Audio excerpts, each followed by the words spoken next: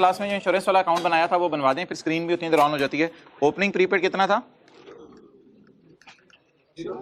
0 था। फिर closing prepaid 4। ये क्लोजिंग प्रीपेड अगले साल का, ओपनिंग प्रीपेड बना था कितना? 4। और अगले साल का स्क्रीन ऑन हो रही है, और अगले साल का क्लोजिंग प्रीपेड 5। अच्छा जी, अब आप हजरात जरा रोशनी डालिएगा, प्रीपेड पे किस साल होता है? प्रीपेड कार्ड खरीदते हैं आप बाजार से, और जालिम इंसान, पेबल अगले साल पे होता है। खुदा के लिए पेबल और प्रीपेड को एक मत समझे। पेबल अगले साल पे होता है, इस साल खर्चे में डालता है, और सामान जबरदस्त जा रही है, छुट्टियां छिक के रखा हूं। अच्छा, प्रीपेड पे कब होता है? इस साल। खुदा के लिए ऐसे ब्लंडर ना आप मारिएगा। पेबल अगले साल पे होता है, प्रीपेड किस साल पे होता है? इस साल। प्रीपेड कार्ड से मिसाल दी थी ना, प्रीपेड कार्ड से इस साल आप खरीद लेंगे, पैसे दे देंगे, और खर्चा कब होगा? अगले साल। क्लियर? इसलिए मोहतरम ये बताएं, ये जो प्रीपेड अकाउंट बनाया था लास्ट क्लास, जल्दी जल्दी जल्दी जल्दी जल्दी इधर इधर इधर इधर और इधर और इधर और इधर और इधर। अच्छा, तो मोहतरम इस साल के लिए समझना तो आसान है, इस साल के लिए समझना तो आसान है। ये प्रीपेड पे का वो इस साल के लिए समझना मोहतरम मोहतरम मोहतरम मोहतरम इसलिए आसान है कि ब्रॉट डाउन 0 है। ये प्रीपेड पे किस साल हुआ? इस साल। खर्चे में किस साल जाएगा? इसलिए यहां क्या लिख दिया था? कैश। क्लियर? अब ये कौन सा साल था? 2015-14 था या कौन सा था? 17-18। यानी अगर करंट टैक्स की वर्किंग की बात करूं 17-18। अब बता दें ये 4 रुपए करंट टैक्स की वर्किंग में, मैं रिवीजन करवा रहा हूं पिछले सवाल की, ये 4 रुपए इस करंट टैक्स की वर्किंग में ऐड होने हैं या लेस होने हैं? ये 4 रुपए इस साल की करंट टैक्स की वर्किंग में ऐड होने हैं या लेस होने हैं? अच्छा, इसका कोई ज्यादा लंबा चौड़ा तरीका नहीं सोचने का, इसका आसान तरीका सोचने का। आसान तरीका ये सोचने का मोहतरम कि जब भी टैक्स वाले कौन सी अकाउंटिंग फॉलो कर रहे हो? कैश। तो एक्सपेंस को उल्टाना है ऐड करके, और पेमेंट को रिकॉर्ड करना है लेस करके। तो इसलिए इंश्योरेंस पेड को लेस कर दें कितने से? 4 से। ये वो रट्टे वाली बात थी, ज्यादा लॉजिक वाली लंबी बात नहीं है। तो खर्चे को उल्टाना है और पेमेंट को ऐड करना, लेस करना है। क्लियर? अच्छा यार, अगले साल की स्टोरी ना डीप डाउन जाके सोचने की जरूरत नहीं। अगले साल की स्टोरी काजी डीप डाउन जाके सोचने की जरूरत नहीं। सतही तौर पे अगर ऊपर ऊपर से बात करें हम, तो अगले साल बैलेंसिंग दोनों में से बता दें किस साइड पे आ रहा है? डेबिट साइड पे आ रहा है, क्रेडिट साइड पे आ रहा है? डेबिट साइड पे आ रहा है। किसी को पता है ये साइड किसके लिए है? कैश के लिए है या P&L के लिए है? याद रखिएगा, एक्सपेंस अकाउंट में हमेशा ये साइड कैश के लिए होती है। तो अब बोल दें क्या लिखूं यहां? कैश। अब कोई लंबे चौड़े चक्रों में सोचने की जरूरत नहीं है मोहतरम, आपने उस दिन फरमाया था, कोई ज्यादा मैं नहीं सोचता। कोई लंबे चौड़े चक्रों में सोचने की जरूरत नहीं है। करंट टैक्स की वर्किंग के लिए रूल ऑफ थंब बता दें, करंट टैक्स की वर्किंग के लिए एक्सपेंस को उल्टा दो और पेमेंट को लेस कर दो। तो पेमेंट हो रही है, तो पेमेंट को क्या कर दें? लेस कर दें। तो इसलिए लास्ट क्लास में हमने 1 को यहां क्या कर दिया था? लेस कर दिया था। ये बात किसकी हो गई? करंट टैक्स की। डेफर्ड टैक्स की वर्किंग में इन दोनों की कैरिंग अमाउंट चली जाएगी यही, पहले साल ये वाली कैरिंग अमाउंट जाएगी, दूसरे साल ये वाली कैरिंग अमाउंट, और इन दोनों की टैक्स बेस क्या होगी? 0 होगी। इन दोनों की टैक्स बेस क्यों 0 होगी? क्योंकि टैक्स वाले कौन सी अकाउंटिंग फॉलो कर रहे हैं? कैश अकाउंटिंग फॉलो कर रहे हैं। क्लियर?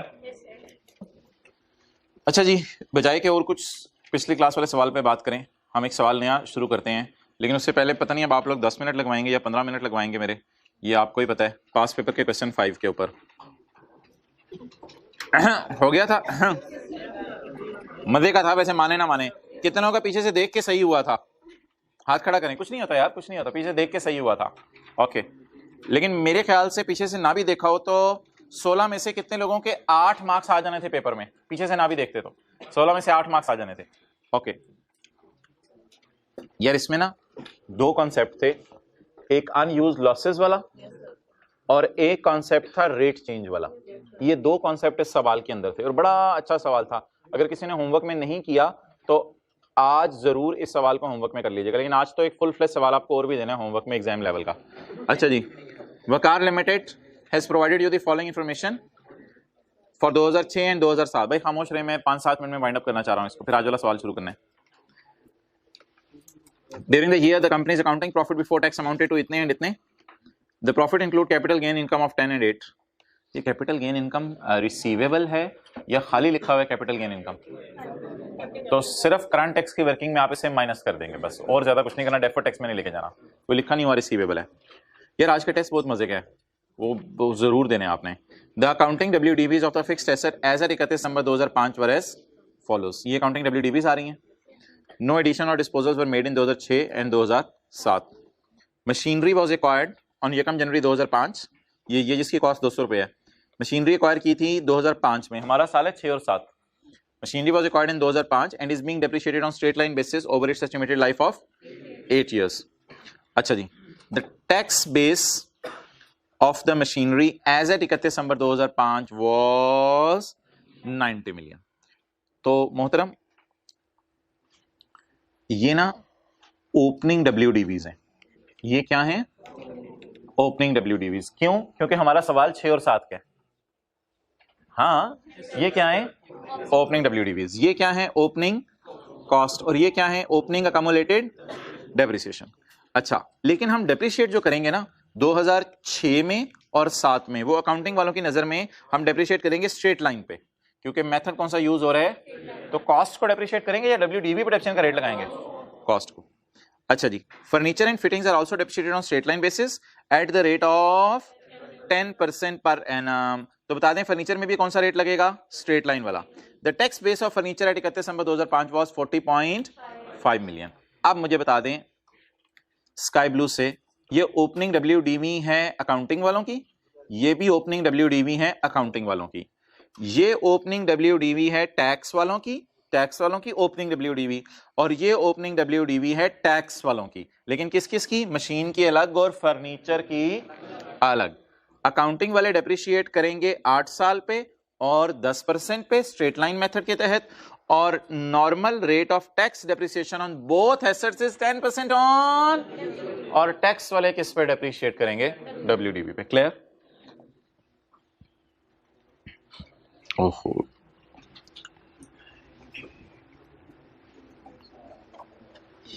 कौन सा सवाल है ये?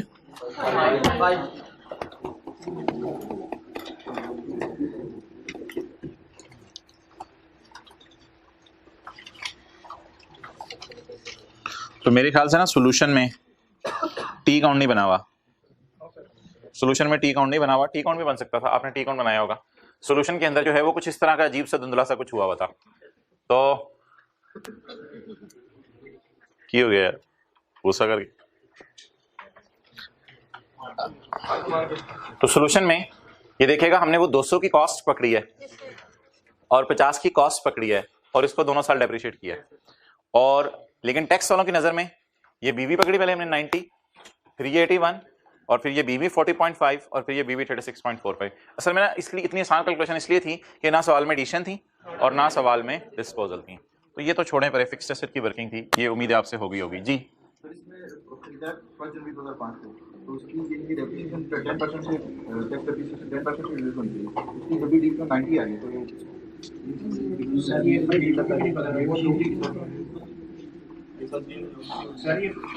यार ये भाई इनका सवाल सुने जी। इनका सवाल ये है कि मशीनरी हमने खरीदी है 1 जनवरी 2005 को और डेप्रिशिएट हो रही है स्ट्रेट लाइन बेस पे। ये तो अकाउंटिंग वालों की नजर में है ना। मशीनरी टैक्स वालों की नजर में कहते हैं डेप्रिशिएट हो रही है 10% के एतबार से। तो ये हजरात ये फरमा रहे हैं कि मशीनरी अगर 1 जनवरी 5 को खरीदी है तो 31 दिसंबर 5 की WDV सवाल ने दी हुई है, हम भी चेक करना चाह रहे हैं क्या ये सही है या नहीं। चलो बात समझिएगा, ये लोग ये कह रहे हैं कि 31 दिसंबर 5 की WDV सवाल ने दी हुई है, हम भी चेक करना चाह रहे हैं सही है या नहीं।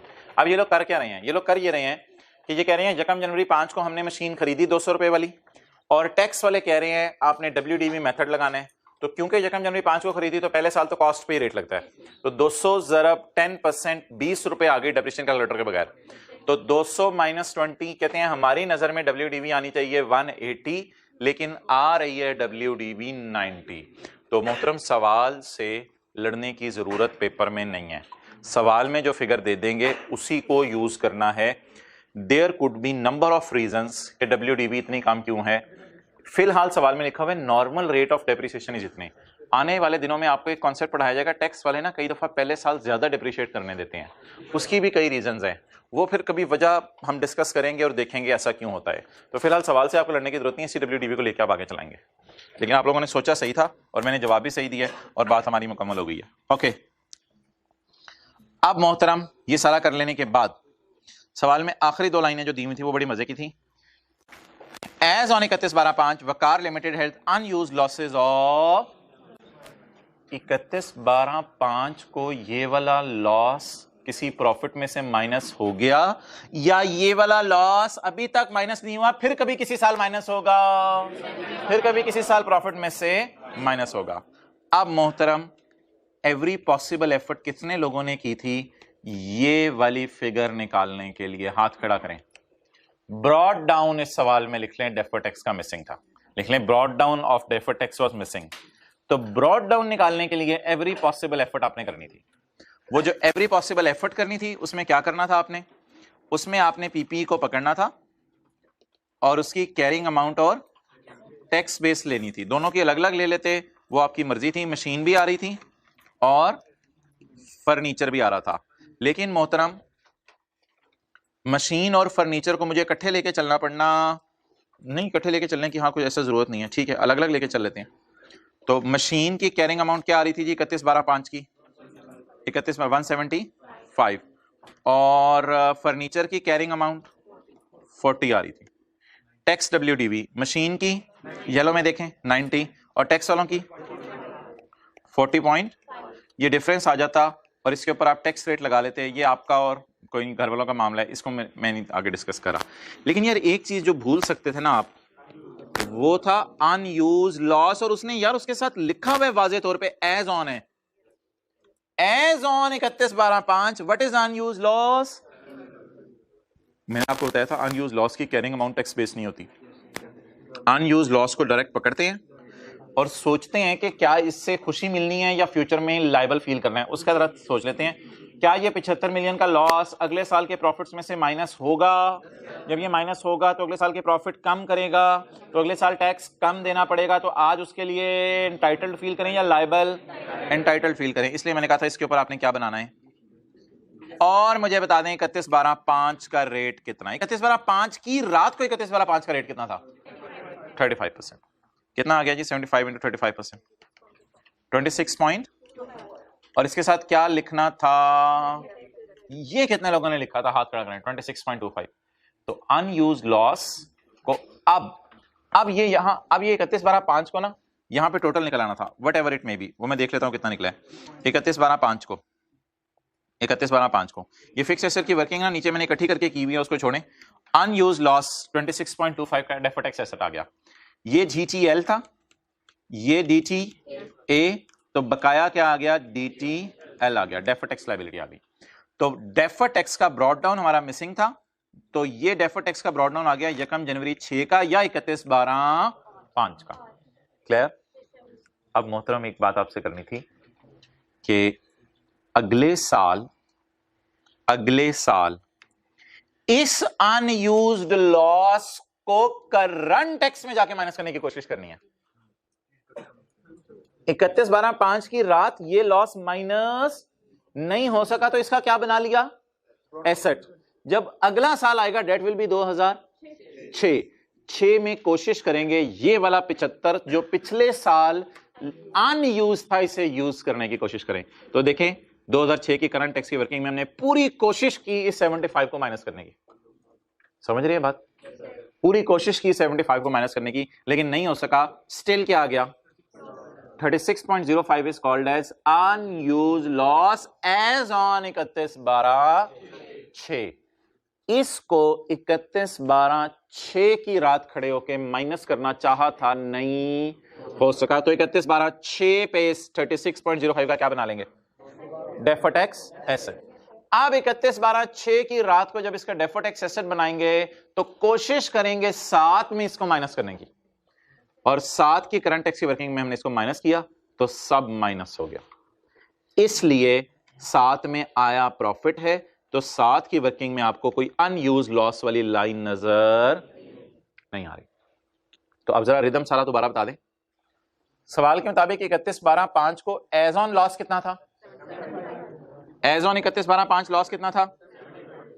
क्योंकि डेफर टैक्स अकाउंट का मेरे पास ब्रॉड डाउन भी मिसिंग था, तो मैंने इस 75 की बेस पर डेफर टैक्स का ब्रॉड डाउन निकाल लिया। अब मैं कोशिश करूंगा जो लॉस 31/12/5 को माइनस नहीं हो सका वो 31/12/6 की करंट टैक्स की वर्किंग में माइनस करूं।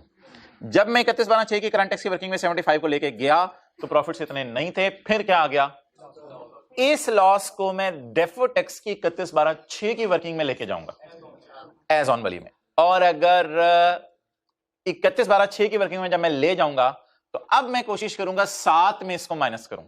7 में माइनस करने की कोशिश की लेकिन 7 में भी माइनस हो गया, 7 में माइनस हो गया। इसलिए अब 31/12/7 को डेफर टैक्स बनाने की जरूरत नहीं है। कितने लोगों ने इसी तरह किया था 75 के साथ, ये थोड़ी सी रिवीजन की जरूरत थी। अच्छा यार, और ना एक बात आप जरा विजुअलाइज करें, आप थोड़ी सी मेरे साथ विजुअलाइज करनी है। ये 3 वर्किंग्स हमने की हैं, defer tax liability slash asset, as on 31/12/5, as on 31/12/6, as on 31/12/7। लेकिन टी काउंट जो डेफर टैक्स का ना वो सिर्फ 2 सालों का बनाया, 6 का और 7 का। 3 सालों की डेफर टैक्स लायबिलिटी एसेट की वर्किंग की है, टी काउंट 2 सालों का बनाया। द रीजन इज के इस साल का ब्रॉड डाउन चाहिए था, इसलिए 3 साल की वर्किंग की है। पहली बात ये होगी। दूसरी बात, ये जो रेट्स है ना, इनकी वजह से एक किसी साल ना रेट चेंज का इफेक्ट आना है, वो जरा पहले ही प्लान कर लेते हैं रेट चेंज का इफेक्ट किस साल आना है। पहला मेरा साल है 2006। 2006 का जो बीडी होगा वो होगा 31/12/5 का सीडी, वो बनेगा 35 पे। और 2006 का जो मेरा सीडी होगा कैरेट डाउन, वो होगा 31/12/6 के रेट पे, वो भी 30। इसलिए जो डेफर टैक्स अकाउंट 6 का खुलेगा, इसलिए जो डेफर टैक्स अकाउंट किस साल का खुलेगा, 6 का खुलेगा, उसमें मैं बड़ा कॉन्फिडेंस से लिख सकता हूं कि ये 31/12/5 वाला भी 35% पे पड़ा हुआ है और ये 31/12/6 वाला भी 35% पे पड़ा हुआ है। इसलिए आई शुड फील रिलैक्स। वो जो अजीब सी एक डीटी नया वाला डालना होता था वो डालने की जरूरत। But when I come to defer tax account of बोले 31/12/2007, तो मसला आया, ये किस पे पड़ा हुआ है, 35% पे, और ये 30% पे। तो इस वजह से वो मुझे नई चीज डालनी पड़ी है। बड़ा जबरदस्त सवाल था, बड़ा जबरदस्त सवाल था। तो इसको कम से कम ये चीज तो नोट कर लें, पे 333 पे ये भी 35 पे पड़ा है, ये भी 35 पे पड़ा है, इसलिए कुछ करने की जरूरत नहीं है। पे 333 वर्किंग नंबर 2, ये दोनों किस पे पड़े हैं, 35 पे। और वर्किंग 6 में ये भी 35 पे, वो लेकिन 30। चलें जी,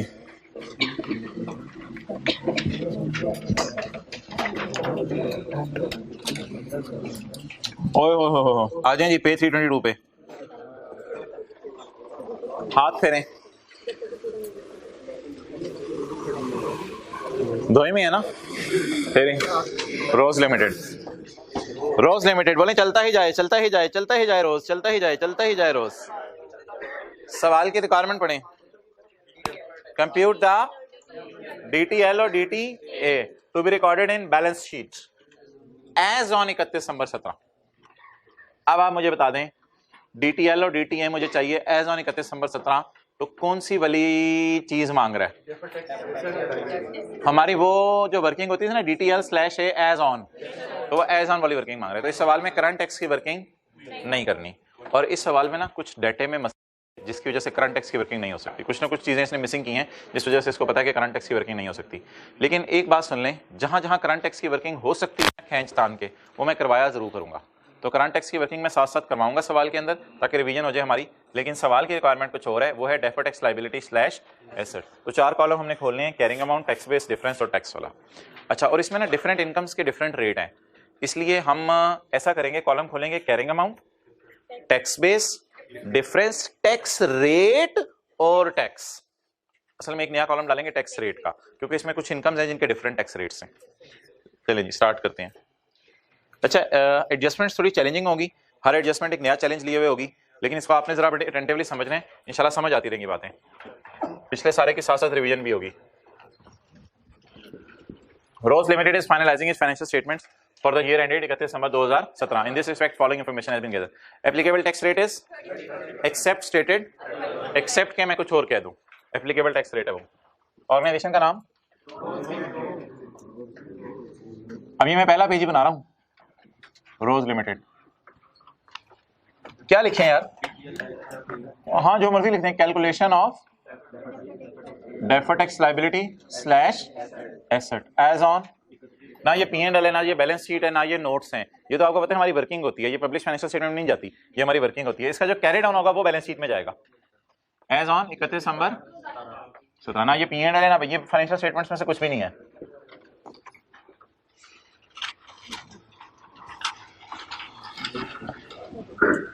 अच्छा, डिफरेंस वाला कॉलम थोड़ा सा लंबा होता है क्योंकि उसमें टीटीडी या वो लिखना होता है. अच्छा, एक मैं नया कॉलम आज डलवा रहा हूँ, टैक्स रेट और उसके बाद टैक्स. इसलिए मैंने टैक्स के साथ एट नहीं लिखा क्योंकि टैक्स रेट हर जगह 30% है. जहां कहीं और हुआ तो वो यूज करेंगे.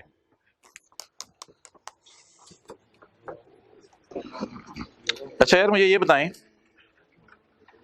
कि आपकी क्या अंडरस्टैंडिंग है इंट्रो की बुनियाद पे. किसी खर्चे के बारे में सवाल खामोश हो तो खर्चा पे हो गया होता है या पेबल होता है? पे हो गया होता है. नहीं, पेबल नहीं होता. मोहतरम याद रखिएगा. और अगर सवाल खामोश हो, सेल क्रेडिट होती है, कैश सेल होती है? नहीं यार, पता नहीं आप सिंगल एंट्री शायद आपने पढ़ी है. मैं तो जनरल अकाउंटिंग की बात कर रहा हूँ. मेरे ख्याल से जनरल जम्पशन वो लेते हैं जो हकीकत के करीब हो. और दुकानदार आप जरा जाके कहीं भी देख लें, दिन में 99% सेल कैश सेल करता है, बहुत कम क्रेडिट सेल करता है. तो याद रखिएगा, अकाउंटिंग में हमारी जनरल जम्पशन यही होती है. फिक्स्ड एसेट भी है तो कैश पे खरीदा है, स्टॉक भी है तो कैश पे खरीदा है, सेल भी है तो कैश पे हो गई है. क्रेडिट ट्रांजैक्शंस को हम बिला वजह एज्यूम नहीं करते. एग्जम्पशन जब लेनी हो तो हम क्या कहते हैं, बिजनेस में कौन सी ट्रांजैक्शन हो रही है? Cash transaction. क्रेडिट पे ट्रांजैक्शन हो तो सवाल बताएगा. Okay, point 2. During the year RL incurred advertising cost of 15 million. RL ने एडवर्टाइजिंग कॉस्ट इनकर की. कितने की जी? 15 मिलियन. कितना इसने खर्चा किया? अच्छा यार, एक minute. This cost is to be allowed as tax deduction over 5 years from 2017 to 2021.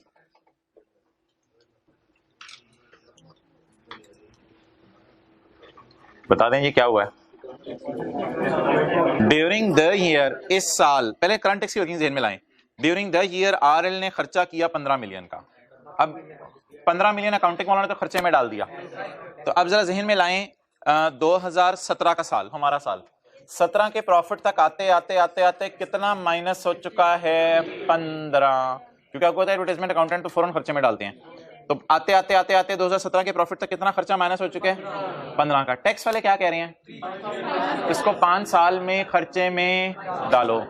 यार 5 साल में खर्चे में डालने का मतलब मुझे तो ये लग रहा है कि जैसे एक तरह का फिक्स्ड एसेट नहीं बना लेते हम, और फिक्स्ड एसेट को 5 सालों में डेप्रिशिएट करते हैं और उसकी WDVs आती हैं.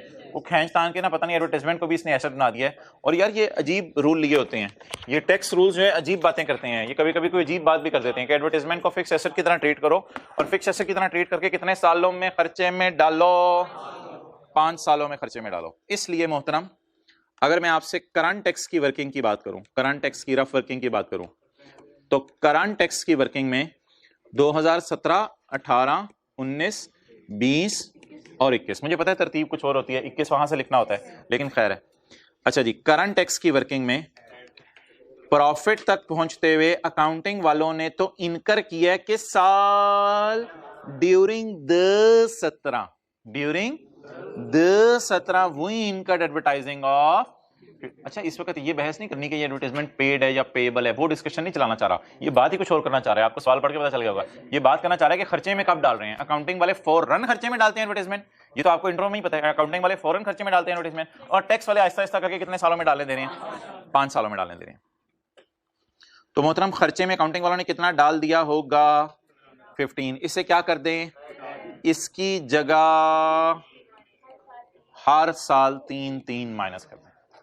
तो ये मैंने आपके सामने करंट टैक्स की वर्किंग पेश कर दी है. अगर पेपर में खाली 17 का सवाल होता तो ये चीज काफी थी, लेकिन मैंने ओवरऑल टेन्योर के ऊपर जो है वो आपको प्रेजेंट करके दिखा दिया. ये है 5 सालों की करंट टैक्स वर्किंग. तो रफ में साथ साथ कहीं नोट करते रहे. ये कौन सी एडजस्टमेंट की करंट टैक्स की वर्किंग है? Adjustment number 2. You will take not more than 5 seconds. अच्छा, मुझे कैसे पता चला अकाउंटिंग वालों ने फौरन खर्चे में डाल दिया होगा? यार अकाउंटिंग वाले एडवर्टाइजमेंट को फौरन खर्चे में डालते हैं। During the year, during the year वैसे भी लिखा हुआ है।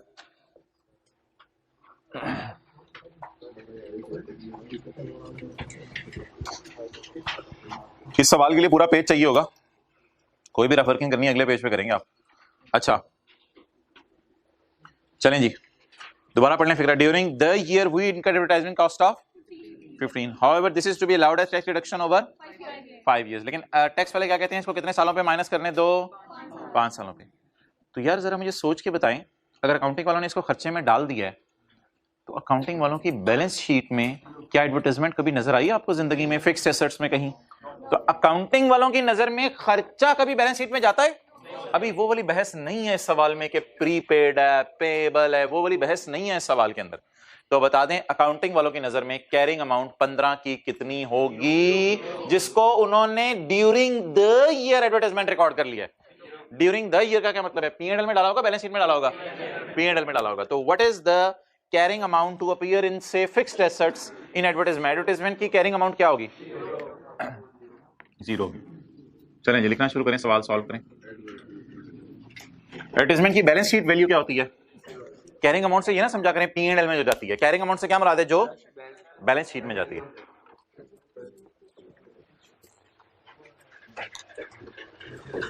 अच्छा यार टैक्स वालों की नजर में आपको क्या लग रहा है? ये एस फिक्स ऐसा टाइप की चीज लग रही है? क्योंकि टैक्स वाले क्या कह रहे हैं, फौरन खर्चे में डालो या आहिस्ता आहिस्ता 5 सालों में, आहिस्ता आहिस्ता 5 सालों में खर्चे में डालो। तो जब टैक्स वाले कह रहे हैं आहिस्ता आहिस्ता 5 सालों में खर्चे में डालो, तो मोहतरम इस साल टैक्स वालों ने कितना खर्चे में डाल दिया होगा? 3। टोटल कितना डालना है? क्या आप एग्री करते हैं 12 इज डिडक्टेबल इन फ्यूचर? क्या आप एग्री करते हैं 12 इज डिडक्टेबल इन फ्यूचर? कितना फिलहाल माइनस करने देंगे? 3। और कितना फ्यूचर में माइनस करने देंगे? अच्छा आपको पता है कि मैंने एक दिन आपको बताया था टैक्स वालों की WDV क्या होती है? टैक्स वालों की WDV होती है टैक्स वाले फ्यूचर में इतना डिप्रिशिएट करने देंगे। कितने लोगों को ये बात याद आ रही है? टैक्स WDV क्या होती है? कैरिंग अमाउंट क्या होती है? अकाउंटिंग वाले फ्यूचर में इतना फिक्स ऐसे डिप्रिशिएट करेंगे। और टैक्स WDV क्या होती है? टैक्स वाले फ्यूचर में इतना डिप्रिशिएट करेंगे। तो जरा सोचें इसकी टैक्स WDV कितनी होगी, यानी फ्यूचर में टैक्स वाले कितना माइनस करने देंगे? 12 माइनस करने देंगे। तो एडवर्टाइजमेंट कितनी हुई? What is the cost? 15। What is depreciated in current year? 3। What is depreciated in future? 12। अब इस एडवर्टाइजमेंट का जो भी नाम रखना है, प्रीपेड या कुछ भी रखना है, वो छोड़े पड़े, नाम के चक्कर में ना जाएं। टैक्स वाले फ्यूचर में 12 माइनस करने देंगे। ये 12 देख लें फ्यूचर में टैक्स वाले माइनस करने देंगे। यहां से देखें, ये 12 फ्यूचर में टैक्स वाले माइनस करने देंगे।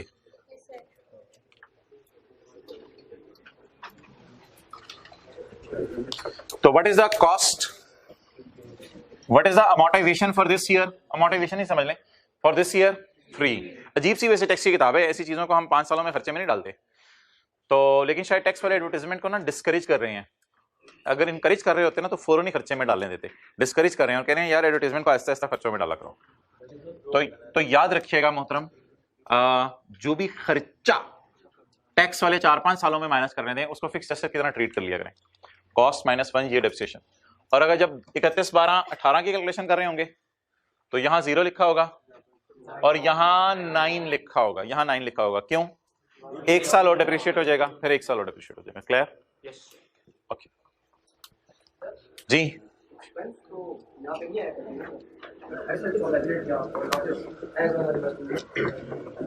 हाँ तो टैक्स वालों की नजर में ये एसेट ही तो है, यही तो सुबह का मैं लगा हूं। टैक्स वालों की नजर में ये एसेट ही तो है। अकाउंटिंग वाले इसको एसेट नहीं मान रहे, टैक्स वालों ने इसको एसेट बना दिया।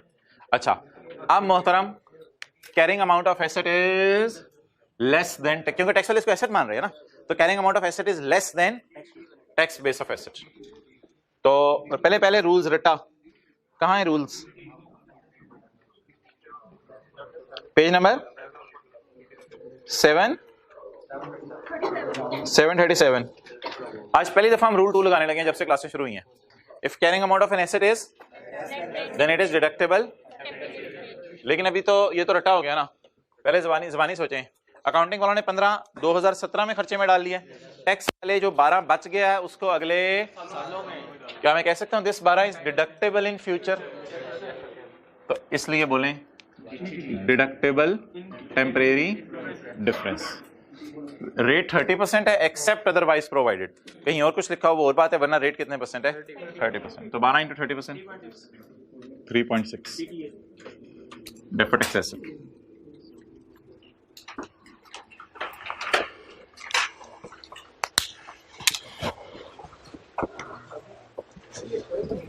क्या चीज? बिल्कुल मोहतरम, अकाउंटिंग वालों की नजर में एडवर्टाइजमेंट एक्सपेंस होते हैं। टैक्स वाले कहते हैं हम इसे 5 सालों में माइनस करने देंगे। तो जब टैक्स वाले कह रहे हैं हम इसे 5 सालों में माइनस करने देंगे, तो 5 सालों में, 4 सालों में, 6 सालों में जिस चीज को माइनस करें उस चीज को वैसे क्या कहते हैं आमतौर पे लोग? एसेट कहते हैं। तो टैक्स वालों ने इसको एसेट बनाया है, तो मजबूरन हमें यहां लाके शो करना पड़ा। इसलिए सबसे पहले हमने कैरिंग अमाउंट 0 लिखी है, क्योंकि हम इसे एसेट नहीं मान रहे। हम अकाउंटिंग वाले इसको एसेट नहीं मानते, इसलिए फौरन मैंने कैरिंग अमाउंट 0 लिखी है। टैक्स वाले इतनी अजीब सी बात करें, इसको भी एसेट बना रहे हैं। क्या चीज? टैक्स असल में इसलिए अलग अलग निकालना पड़ेगा बार बार, क्योंकि कुछ लोगों का कुछ इनकम ऐसी हैं जिनका रेट डिफरेंट होगा। नहीं नहीं, फिर एक ही दफा कर लें, साथ साथ आप टैक्स निकालें। ओके,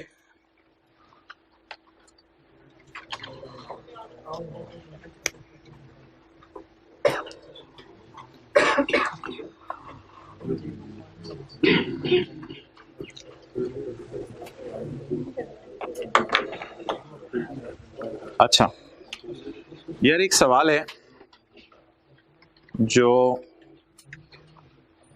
दिया हुआ है आपके पेज नंबर, निकाल लेना ये सफ़े, पेज नंबर 745 पे। लेकिन मैं इसके सोल्यूशन छुपा रहा हूं, क्योंकि इसका सोल्यूशन आप देखेंगे तो आपका माइंड नहीं चलेगा। अच्छा, आज ना बहुत इंटरेस्टिंग डिस्कशन शुरू होने लगी है, बहुत इंटरेस्टिंग डिस्कशन शुरू होने लगी है। ये कुछ एडजस्टमेंट्स हैं, आपने आइडेंटिफाई करना है इन स्टेटमेंट से कि टैक्स वाले कैश अकाउंटिंग वाली दुनिया में चले गए हैं, अजीब सी दुनिया जहां ना रिसीवेबल पेबल एग्जिस्ट करते हैं, ना अनअर्न प्रीपेड एग्जिस्ट करते हैं, या टैक्स वाले हमारी तरह कौन सी दुनिया में है? एक्रूअल वाली दुनिया में है। तो अपनी किताब पे नहीं देखना, क्योंकि वहां तो सोल्यूशन अवेलेबल है, स्क्रीन पे देखते रहना है। डिविडेंड के बारे में टैक्स वाले कहते हैं यार इस पे तब टैक्स देना जब पैसे मिल जाएं। तो बोलें जी कौन सी अकाउंटिंग? तो सादा सी इंग्लिश सी। रेंट को तब खर्चे में डालना जब वो पे हो जाए। तो टैक्स वाले कौन सी अकाउंटिंग फॉलो कर रहे हैं? कैश अकाउंटिंग फॉलो कर रहे हैं। 0.5 पढ़ें।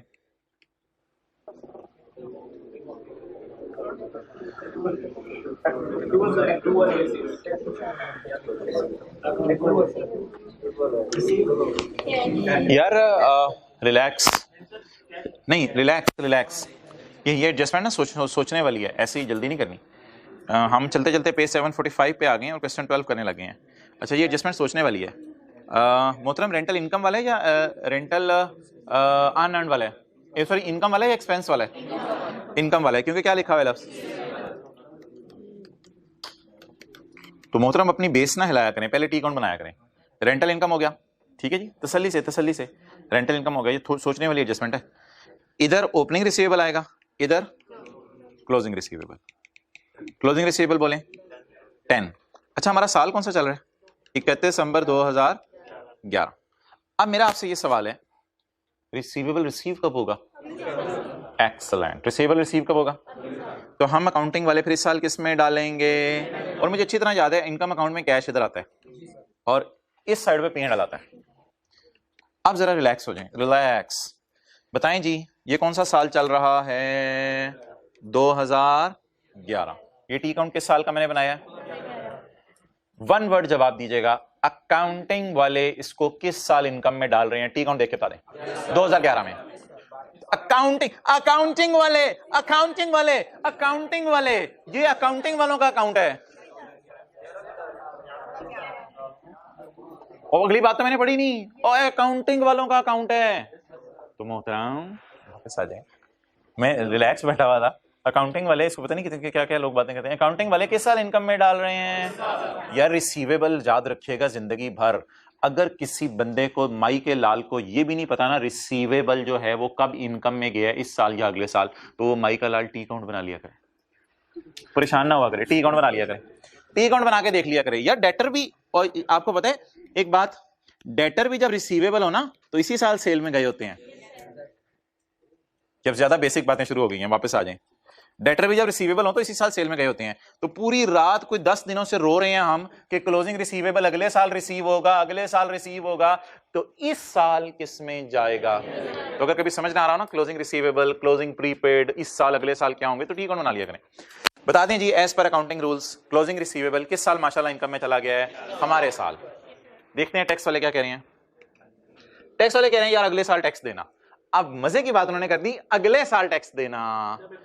आप बता दें वो तो 12 में टैक्स मांग रहे हैं, और 12 में क्या होने, इसका मतलब है वो कौन सी अकाउंटिंग है? तो पहला थॉट प्रोवोकिंग पॉइंट ये 5 था। 1 और 2 तो आसान थे, पहला ये 5 था। बड़े डिफरेंट तरीके से ये इसने अंग्रेजी लिखी हुई है, तो अब नीचे देखने की जरूरत नहीं है, नीचे देखने की जरूरत नहीं है। तो ये कौन सी अकाउंटिंग?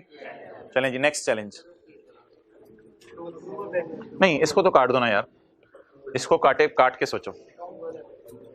फिलहाल carrying amount of repair payable, underline करके, repair payable as at 31 December 11 is ₹9। ये बना लें पहले 5 का अकाउंट बना लिया, एडजस्टमेंट 5 का, फिर एडजस्टमेंट 6 का मैं अकाउंट बनाता हूं। बना लिया किताब पे अपनी छोटा सा करके नीचे, किताब पे खोल के रखे ना ये सवाल, साथ साथ अकाउंट बनाएं। ओके अच्छा ये ना टैक्स वाले क्या कहते हैं ये ना पढ़ा करें, पहले देख लिया करें अकाउंटिंग वाले क्या चाह रहे हैं। बस मिट गया, ओवर। बनाना आता है आपको इसलिए मैंने मिटा दिया। पॉइंट 6 रिपेयर एक्सपेंस का अकाउंट। टेस्ट बड़ा मजे का, रिपेयर एक्सपेंस का अकाउंट। क्लोजिंग पेएबल किस दिन यार? 31 दिसंबर। तो ये अकाउंट किस साल का है? 2011 का अकाउंट है। कितना आ रहा है क्लोजिंग पेएबल? जरा हिम्मत करके बताएं, क्लोजिंग पेएबल पे कब होगा? तो इस साल किस में जाएगा? अब मैं वो फिक्रा बोलने लगा हूं जिसको आपने जज्बाती कर दिया था। अकाउंटिंग वाले इस साल कितना खर्चे में डाल चुके? अकाउंटिंग वाले तो 11 में खर्चे में डाल रहे हैं, ठीक है। टैक्स वाले देख लेते हैं कब खर्चे में डालेंगे। जबरदस्त, टैक्स वाले भी इसी साल खर्चे में डाल रहे हैं। हमने कहा टैक्स वालों अभी तो पे ही नहीं हुआ, और कहते हैं छोड़ो यार हमें भी एक्रूअल अकाउंटिंग आती है, कोई खैर है, कोई चक्कर नहीं, अभी पे नहीं हुआ। आप कौन सी अकाउंटिंग फॉलो करो? एक्रूअल। डिडक्टेबल इन 11, डिडक्टेबल इन 11। तो टैक्स वाले भी डिडक्ट करने दे रहे हैं 11 में, अकाउंटिंग वाले भी। अकाउंटिंग वालों ने भी कब डिडक्ट किए हैं, और टैक्स वाले भी कब डिडक्ट करने दे रहे हैं। इसका मतलब है टैक्स वाले अकाउंटिंग पसंद कर रहे हैं। तो इस तरह भी कभी पेपर में इंग्लिश आ सकती है, फिर परेशान नहीं होना कि क्या बनाए। तो टी अकाउंट बना के देख लेना, टी अकाउंट से ना पता चल जाता है अकाउंटिंग वालों ने इस साल क्या किया। फिर देख लेते हैं टैक्स वाले क्या चाहते हैं। अच्छा यार चुप करा दें बस। ये टैक्स वाले कहते हैं कि रेंटल इनकम को तब टैक्स लगाना जब कमाओ। टैक्स वाले कहते हैं रेंटल इनकम को तब टैक्स लगाना जब घर किराए पे दो। ये मतलब है इस बात का। टैक्स वाले कहते हैं रेंटल इनकम को तब टैक्स लगाना जब कमाओ। ये तो नहीं लिखा हुआ जब मिले, ये तो नहीं लिखा हुआ व्हेन इट इज रिसीव्ड। अच्छा अर्न और रिसीव्ड में फर्क बताएं। अब मैं एक मिसाल देता हूं। अर्न का मतलब क्या होता है? अब कॉलेज वालों ने 2 महीने आपको पढ़ा दिया, आप बता दें अगर 4 महीने पढ़ाना था टोटल, उसमें से 2 महीने पढ़ा दिया, 4 महीने की फीस 20,000, 2 महीने की फीस 10,000। क्या दूसरे महीने के एंड पे कॉलेज वाले कह सकते हैं हमने 10,000 अर्न कर लिया है? हो सकता है रिसीव आपसे शुरू में ही सारा 20,000 कर लिया हो, लेकिन 2 महीने के एंड पे खड़े होकर कॉलेज वाले क्या कहेंगे? हमने आपसे 10,000 अर्न कर लिया है। और 4 महीने के एंड पे खड़े होकर क्या कहेंगे? हमने पूरा 20,000 अर्न कर लिया। तो मुझे ये बताएं जरा सोच के, अर्न और कैश का लफ्ज एक ही है या डिफरेंट है? डिफरेंट है। कैश का क्या मतलब होता है? पैसे आ गए हैं, पैसे आ गए हैं। कैश का क्या मतलब होता है? और अर्न का क्या मतलब है? सर्विस दे दी है। अर्न का क्या मतलब है? सर्विस दे दी है। क्लियर? तो यार अगर ये कभी लफ्ज लिखा हो ना, rent is taxable when it is earned, तो प्लीज इसका मतलब ये नहीं है when it is received. When it is, आप बता दें कौन सी अकाउंटिंग टैक्स वाले फॉलो कर रहे हैं? क्योंकि एक्रूअल अकाउंट है। हाँ, एक बात याद रखिएगा, हम जो अकाउंटिंग वाले हैं ना, वो तो कभी भी पैसा आने पे रेंटल इनकम रिकॉर्ड नहीं करते, वो तो हमेशा अर्न करने पे इनकम रिकॉर्ड करते हैं। तो हम अकाउंटिंग वाले तो हमेशा ही अर्न करने पे इनकम रिकॉर्ड करते हैं। और टैक्स वाले भी क्या कह रहे हैं, हम रिसीव्ड का वेट नहीं करेंगे, हम किसका वेट करेंगे, अर्न्ड का वेट करेंगे। सिमिलरली टैक्स वाले कहते हैं अब बिजली को खर्चे में डाल दो, बिजली को खर्चे में डाल दो, जब बिजली इस्तेमाल करो या जब पे करो, जब बिजली इस्तेमाल करो। टैक्स वाले कहते हैं बिजली को तब खर्चे में डालो जब बिजली इस्तेमाल करो। ये कौन सी अकाउंटिंग है, ये तो हमें भी बड़ी पसंद है, ये कौन सी अकाउंटिंग है। और अगर लिखा होता है electricity expenses allowed when it is paid, तो ये तो इसका एंटोनिम बन, उल्टा, सिनोनिम एंटोनिम भूले होते हैं, ये तो उसका उल्टा बन जाता, ये तो कैश अकाउंटिंग बन जाती। लेकिन अब टैक्स वाले भी कौन सी अकाउंटिंग पसंद कर रहे हैं, जब सर्विस दो, हाँ जब सर्विस दो, और जब बिजली इस्तेमाल करो। बिजली पे ना करो, जब इनकम का मतलब लिखें बिजली इस्तेमाल करो। अब बता दें अगर ऐसे कभी लफ्ज आ जाए जिंदगी के किसी मोड पे, income is recorded when earned, तो ये तो अच्छी बात है, ये तो सबर वाली बात है, ये तो शुक्र वाली बात है, ये तो शुक्र वाली बात है कि हम भी हमेशा अर्न्ड बेस पे रिकॉर्ड करते हैं और टैक्स वाले भी अर्न्ड बेस पे रिकॉर्ड करते हैं, और हम भी बिजली पे करने पे रिकॉर्ड करते हैं या बिजली इस्तेमाल करने पे रिकॉर्ड करते हैं। लेकिन बिजली इस्तेमाल करने की मुश्किल से इंग्लिश आज क्या पड़ी, when the बिजली is incurred, यानी बिजली जब आप इस्तेमाल करें और जब रेंट कमा लें। तो यार इन दोनों लफ्ज़ों का मतलब ना हमेशा ये आप कौन सी अकाउंटिंग समझेंगे, टैक्स वाले कौन सी अकाउंटिंग फॉलो कर रहे हैं, एक्रूअल अकाउंटिंग फॉलो कर रहे हैं। तो घर जाके ना अपने दाएं वाला हाथ आपने इधर रख देना और फिर अपनी जो है वो दोनों आंखें यहां चलानी है। क्लियर? वापस आ जाए जिथे थी।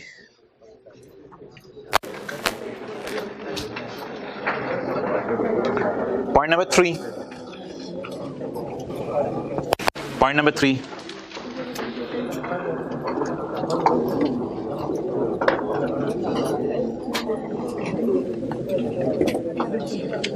आ जाइए हमारे सवाल में, क्वेश्चन 9 पेज नंबर 322।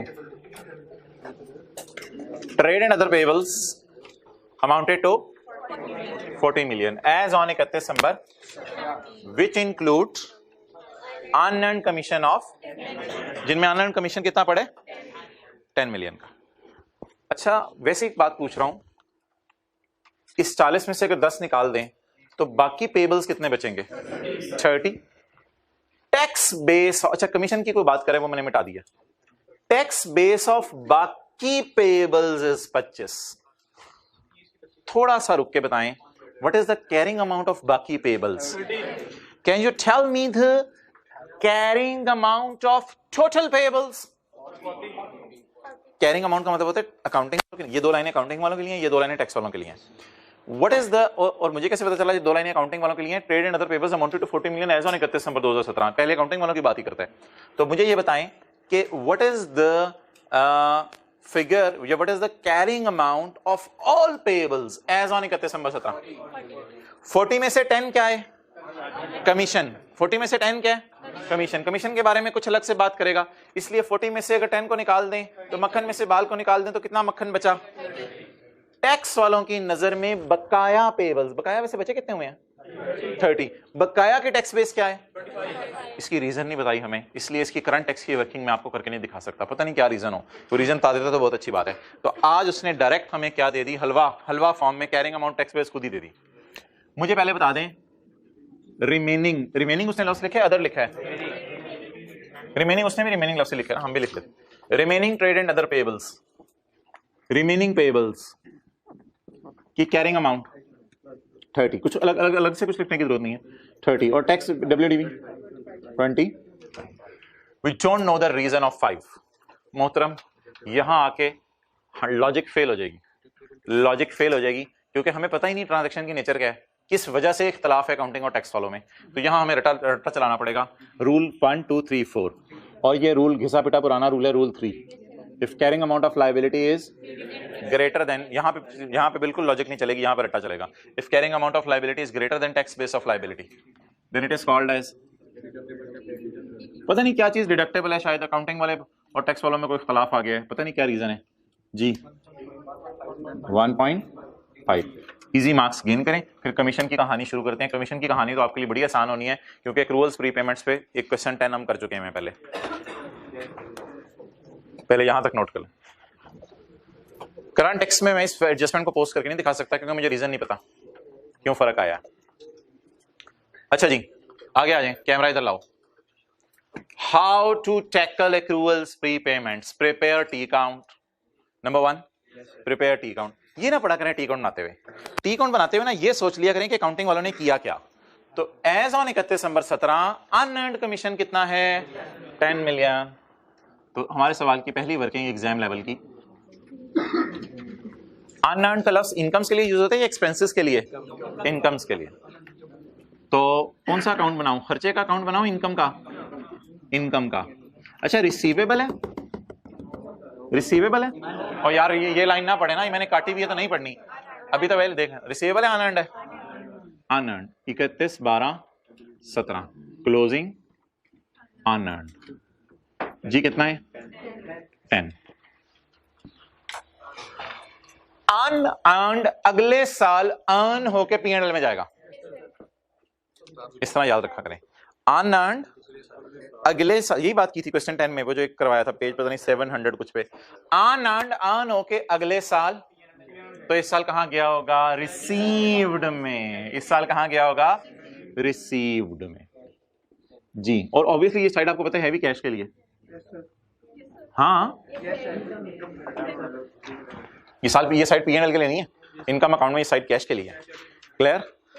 एक चीज आप डिसाइड कर जाएं, IFRS वाले या अकाउंटिंग वाले इस साल इसको इनकम में डाला नहीं है, बल्कि इस साल तो अभी सिर्फ क्या हुआ है? रिसीव हुआ है। P&L की फिगर तो नहीं लिखी ना, तो इस साल के प्रॉफिट तक आते आते ये 10 रुपए इनकम में नहीं डाले। अच्छा, वैसे हमें इतनी लंबी चौड़ी बहस करने की जरूरत नहीं है क्योंकि आपको एक बात पता है कि डेफर्ड टैक्स की वर्किंग आसान होती है, सोचना करंट टैक्स में पड़ता है।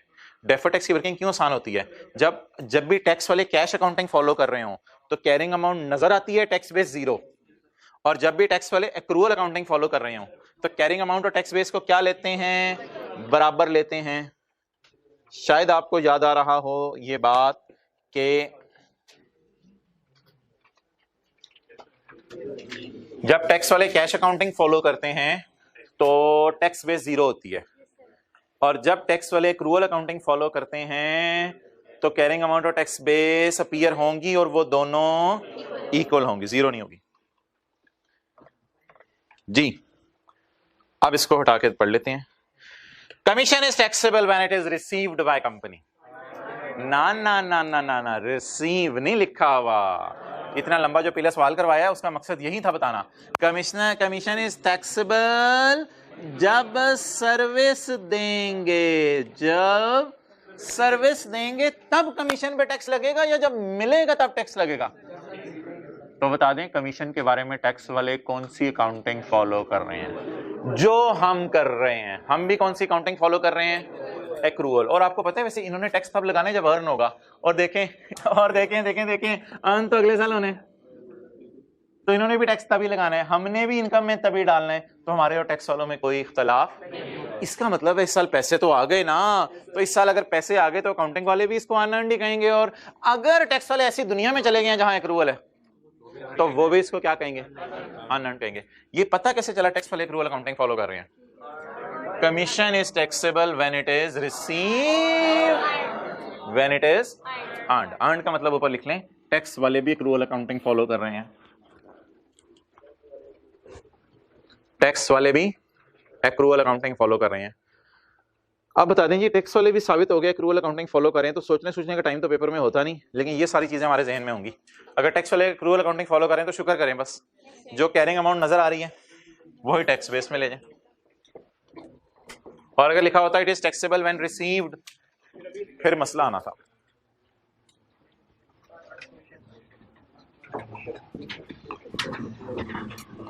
अनअर्न्ड कमीशन जी कितना?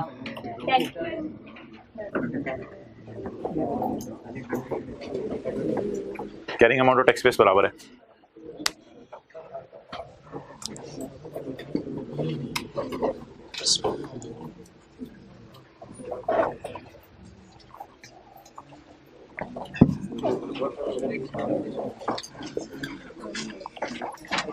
जी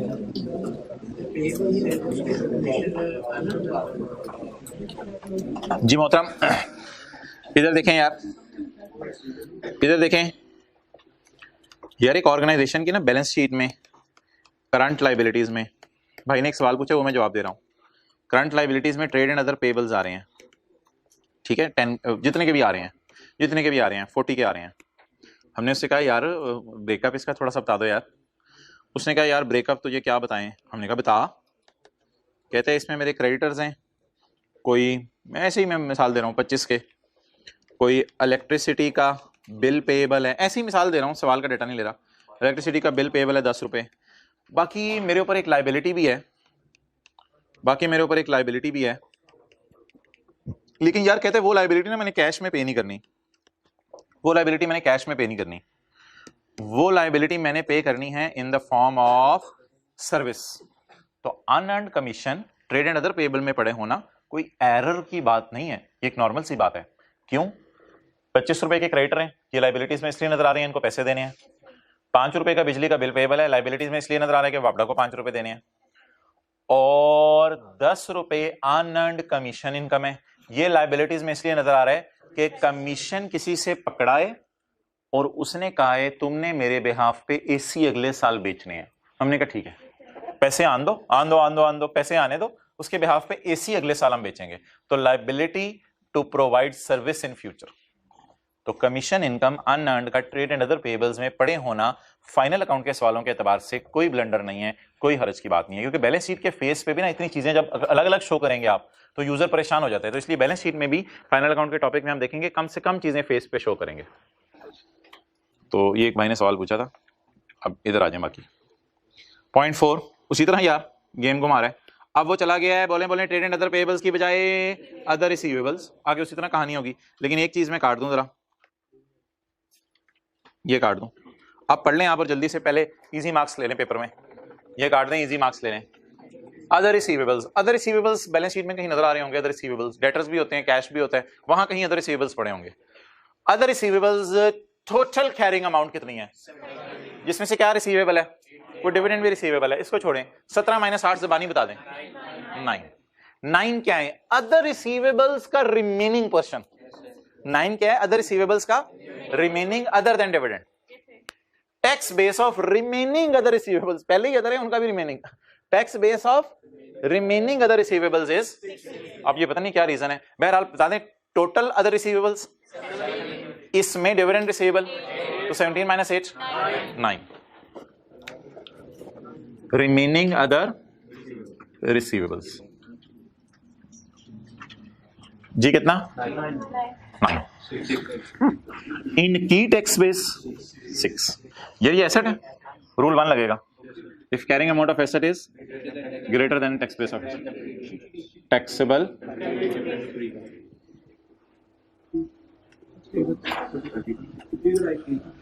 okay 3 into 30%, 0.9 deferred tax liability, rule 1 लगा है।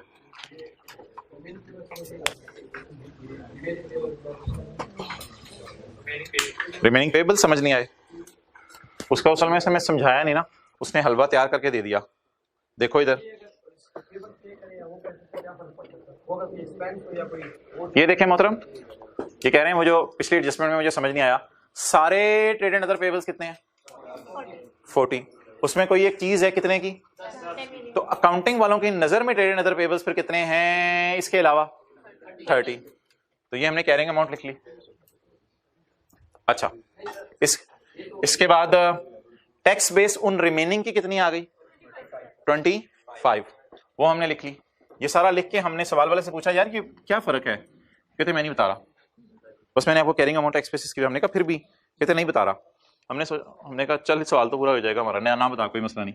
If carrying amount of liability is greater than tax base of liability, और आगे चला दिया। अब आप सवाल पूछें।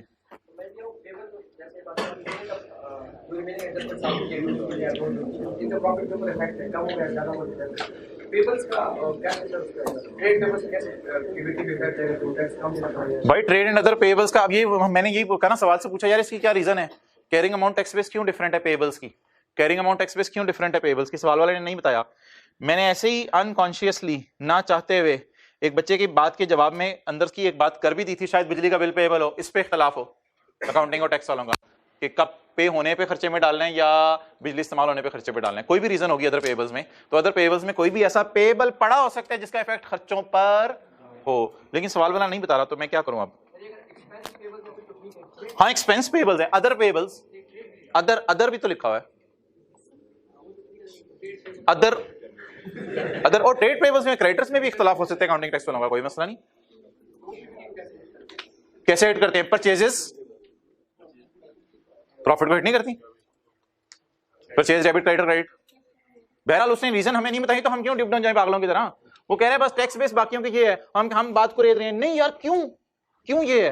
हम पागल हैं। चलें आगे, छोड़ें यार डिस्कशन। पॉइंट 4 सवाल की तरफ वापस आए। अदर रिसीवेबल्स कितने हैं? अब हम पागलों की तरह कहें नहीं बताओ क्या क्या इसमें पड़ा हुआ है, कहते हैं मैंने सिर्फ 8 बताने। नहीं बताओ इसमें बाकी क्या पड़ा हुआ है? Tax base of remaining payable receivables is. चलें छोड़ें, हम हमारी एडजस्टमेंट की तरफ वापस आए।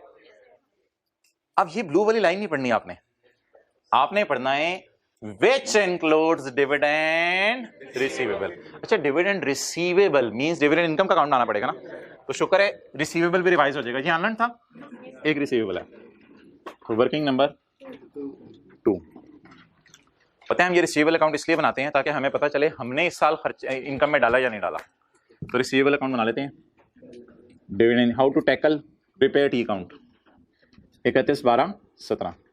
बोले जी क्लोजिंग रिसीवेबल 8। रिसीवेबल रिसीव कब होगा? तो इस साल कहां गया होगा? और शुक्र है ये साइड भी P&L के लिए ही है, ये साइड भी P&L के लिए है। एक बार डिसाइड करें क्या? नहीं हमारी बात डिसाइड है, तो मैंने मिटाया ही नहीं, वो लाइन मैंने छुपाई भी है। एक बार डिसाइड करें, हम अकाउंटिंग वाले इस साल क्या कर चुके हैं? खर्चे में डाल चुके हैं। बंदा फड़ ले जुत्ती है ना मारे हम अकाउंटिंग वाले इस साल इनकम में डाल चुके हैं। हम अकाउंटिंग वाले इस साल इनकम में डाल चुके हैं। अच्छा, अब देखते हैं टैक्स वाले अर्न करने पे इनकम में डालने देंगे या रिसीव करने पे इनकम में डालने देंगे, ये देखना है। अब जरा मिटाते हैं।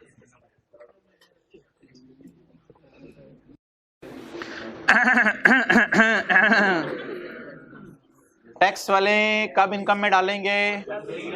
जब मिलेगा। इसका मतलब ये क्यों बार बार आ रहा है? Use of discrete. अच्छा चलें,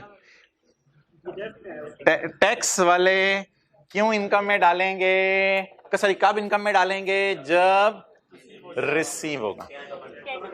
तो इसलिए डेफर्ड टैक्स की वर्किंग में कैरिंग अमाउंट अपीयर होगी और टैक्स बेस 0 होगी, क्योंकि टैक्स वाले हमें कैसी दुनिया में ले गए हैं? चांद की दुनिया में, जहां एग्जिस्ट नहीं करते रिसीवेबल्स, क्योंकि टैक्स वाले कौन सी अकाउंटिंग फॉलो कर रहे हैं? Cash basis. ओके, चलें जी, हमारे लिए फिलहाल इतनी लाइन काफी थी। पढ़ें जी दोबारा लाइन को। Dividend income was on receipt base. आ जाए, बता दें जी कैरिंग अमाउंट। और इधर तो अर्नड वाली अकाउंटिंग यूज हो रही थी, एक्रूवल वाली, लेकिन इधर कैश वाली अकाउंटिंग यूज हो रही है। क्या नाम रखें? Dividend receivable. क्लियर? ओके, बिल्कुल 100% सही किया हमने, बिल्कुल कोई गलती नहीं की। आगे अगर आप कुछ पढ़े हैं तो आप अपने लिए पढ़े हैं, मेरे लिए नहीं पढ़े। यहां तक बात बिल्कुल सही है। क्लियर? और हमारा रूल लगा है ये वाला, how to tackle the questions में टैक्स वाले कौन सी अकाउंटिंग फॉलो करें, इसलिए कैरिंग अमाउंट आएगी लेकिन टैक्स बेस नजर नहीं आएगी। अच्छा यार,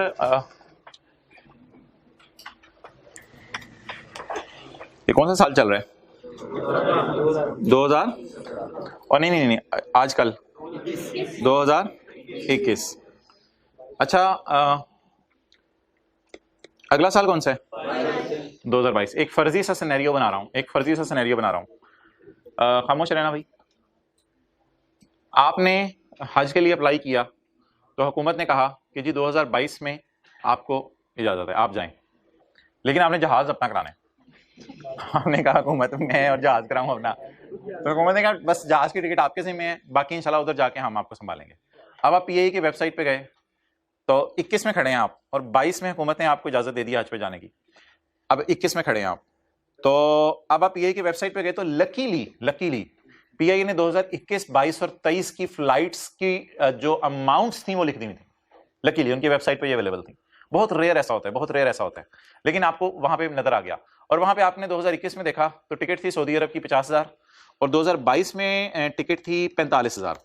आपने कहा जबरदस्त है, पीआईए रिफॉर्म्स लाएगा, बेहतरी लाएगा, कॉस्ट कटिंग करेगा, कुछ भी सोचेगा, तो इन्होंने प्लान किया हुआ है कि अगले साल मैंने कितने लेने हैं, 45,000। अरे सादा सी बात है यार, सोच के बता दें, आपने इस साल जाना है, अगले साल जाना है, आप क्या थोड़ी सी भी अकल होगी, आप में 50,000 अरेंज करने की कोशिश करेंगे, 45,000। हाँ, कल कल को वो बढ़ा दें टिकट, वो उस वक्त का मामला है आपका, वो मुझे छोड़ें। फिलहाल हकाइक की बुनियाद पे बात करें कि कम से कम आप कितने पैसे अरेंज करके रख लेंगे, 45,000 अरेंज करके रख लेंगे। क्यों? आपको पता तो इस साल चल गया, इस साल का रेट क्यों नहीं यूज कर रहे आप? क्योंकि आपने जाना कब है, अगले साल जाना है। अच्छा यार, हुकूमतें जो है ना अगले साल के टैक्स रेट बताती नहीं है, अगले के इसके जरूर बता देती हैं, लेकिन कभी कभी हुकूमतें अगले साल के टैक्स रेट भी बता देती हैं, और एफबीआर भी बताता है, अक्सर एफबीआर भी बता देता है, अगले सालों के टैक्स रेट बता देता है। हुकूमतें वैसे आमतौर पर बताती नहीं है, कभी कभी, आज एक बिल्कुल नया कॉन्सेप्ट में पढ़ने लगे हैं, कभी कभी टैक्स वाले अगले सालों का टैक्स रेट भी बता देते हैं। यार पहले मुझे एक चीज बता दें, ये रिसीव कब होने और इस पे टैक्स कब लगने? अगले साल। पता चल गया अगले साल हज पे जाना है, तो ये भी पता चल गया अगले साल ही टैक्स देना है। इस पे कोई दूसरी राय है किसी की तो बात कर ले, वरना फिर मैं आगे चलता हूं। कोई और राय तो नहीं? क्या मैं कंफर्म हूं मुझे अगले साल पैसे मिलेंगे? रिसीवेबल का मतलब ये होता है अगले साल पैसे मिलेंगे, और टैक्स भी कब लगेगा? अगले साल। अब सवाल ने टैक्स रेट मुझे 2 दे दिए। जिन लोगों को रिसीव हो रहा है इस साल, dividend is taxable on receipt base, जिनको रिसीव हो रहा है इस साल, वो लोग डिविडेंड पे कितना टैक्स दे रहे हैं? जिनकी हज की एप्लीकेशन इस साल निकल रही हैं वो तो इस पे दे रहे हैं, और जिनको रिसीव होगा अगले साल, उनके लिए रेट हुकूमत ने क्या कर दिया है? एग्जेम्प्ट कर दिया है। मुझे बता दें, हमारा 8 पे कब टैक्स उठा, हमारे 8 पे कब टैक्स लगना? इसने किस साल हज पे जाना है? इसने किस साल टैक्स लगना है इस पे? अगले साल टैक्स लगना है इस पे। तो मुझे बता दें, अब आप बोंगी अगर मारें तो वो आपकी मर्जी की, नहीं सर इस साल तो रेट 20% है। और भाई पता चल गया हुकूमतें नहीं बताती हैं अगले साल के रेट। याद रखिएगा, हम 31/12/17 की रात को खड़े हैं। आमतौर पर हुकूमतें नहीं बताती हैं अगले साल के रेट, और पीआईए वाले भी नहीं बताते अगले साल की टिकट कितनी होगी, पता नहीं महंगाई हो क्या हो। लेकिन यार अगर बता दे तो हमें और क्या चाहिए? तो आप बता दें जी, इस साल रिसीव होने हैं पैसे अगले साल, जब रिसीव ही अगले साल होने हैं तो अगले साल का रेट क्या है? तो मुझे बता दें, ये मेरी एग्जेम्प्ट इनकम नहीं बन गई? आप बता दें इस पे टैक्स रेट क्या हुआ? तो आज एक नया कॉन्सेप्ट लिखें, किसी खास इनकम का, डिविडेंड इनकम खास इनकम है या जनरल इनकम है? अलग से इनकम है, हमारा नॉर्मल ऑपरेशन तो ये नहीं है। किसी खास इनकम का, किसी खास इनकम का अगर अगले साल का रेट पता चल जाए,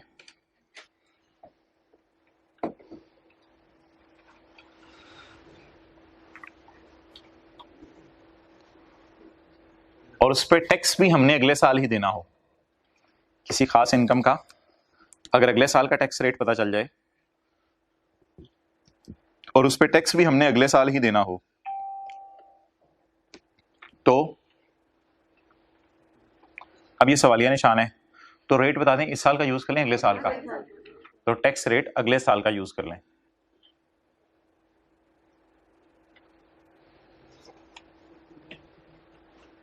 तो टैक्स रेट अगले साल का यूज कर लें। जी हजरात, जिन खुशकिस्मत जिन बदकिस्मत लोगों को इस साल डिविडेंड मिल रहा है वो कितने % टैक्स दे रहे हैं? हम खुशकिस्मत लोगों को अगले साल मिलेगा, हम कितने % टैक्स देंगे? यार अब ना एक फिर मसला आ जाएगा कि ये ना सबर वाला सिनेरियो रहा है, ना शुक्र वाला सिनेरियो रहा है। ये एक बिल्कुल अजीब सिनेरियो बन गया है, क्योंकि अब अगर हम अभी डिफरेंस निकाल रहे हैं ना, तो वो फिर 8 का डिफरेंस के कॉलम में टेम्परेरी डिफरेंस आ जाएगा, वो टेम्परेरी डिफरेंस आ जाएगा। हालांकि अब हम अकाउंटिंग वाले तो P&L में इस साल डाल चुके हैं, टैक्स वाले कभी भी, बल्कि अगले साल जब मिलेगा भी तो टैक्स वाले कहेंगे टैक्स देने की जरूरत। तो क्या आपको लग रहा है कि बात चली थी यहां से, चली थी यहां से कैश अकाउंटिंग, लेकिन चलते चलते पहुंच गई ये एग्जेम्प्ट इनकम बन गई है। अब एग्जेम्प्ट इनकम बन गई तो अजीब सा सिनेरियो बन गया, we do not want the creation of, क्योंकि टेम्परेरी डिफरेंस नहीं है ये, हमारे और टैक्स वालों में कौन सा डिफरेंस आ गया? Permanent. In deferred tax working carrying amount will appear at ₹8। And tax base will be assume to be equal to, तो मजबूरन जो क्वेश्चन 10 था उसमें ये एडजस्टमेंट्स हमने की थी, वी ट्रिपल आई और आई एक्स, उसमें भी यही किया था। तो छोटा सा अपने समझने के लिए लिख लिया, ये तो एग्जाम्प्ट इनकम बन गई, तो परमानेंट डिफरेंस बन गया, यहां छोटा सा समझने के लिए सिर्फ लिखा, इसलिए मजबूरन स्टॉप का साइन मैंने लगाया था, यहां लगाया था स्टॉप का साइन। टेम्परेरी डिफरेंस को आने से रोको, बोले टेम्परेरी डिफरेंस को आने से रोको। अब टेम्परेरी डिफरेंस को आने से मैं कैसे रोक सकता हूं? बताएं बताएं बताएं बताएं बताएं बताएं। हाँ, मैं ऐसे रोक सकता हूं कि इसको बराबर ले लूं, तो मेरा डिफरेंस 0 हो जाएगा। इस पे कोई डेफर करके मेरा नहीं खाली टैक्स देना है, वैसे आना भी नहीं चाहिए था, डेफर करके इस पे कोई टैक्स नहीं देना, क्योंकि अगले साल कितने % रेट है? 0%।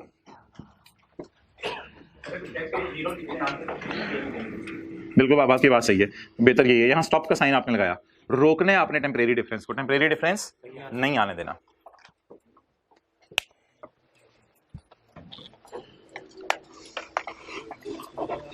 Next is very easy, interest income का अकाउंट बनाएं और इसको फारिग करें। 2 मिनट लीजिएगा, ज्यादा टाइम नहीं।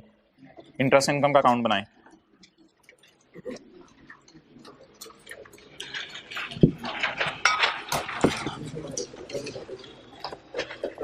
छोटा सा लिख लिया पॉइंट 4 के साथ हज वाली एग्जांपल। ये सिर्फ आज कॉन्सेप्ट बिल्डिंग के लिए आप जहन में घर में सोचेंगे, ताकि आपको याद रहे 20% की बजाय 0% उठाया था।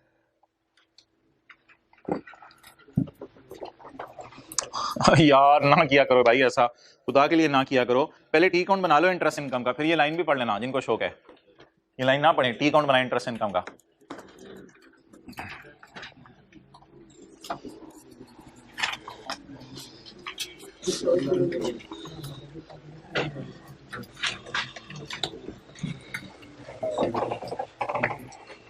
अगले इतवार को इंशाल्लाह क्लास 1 होगी, जो 5 दिन बाद। और यकम अप्रैल 2017 हमारा साल खत्म होने से कितने महीने पहले?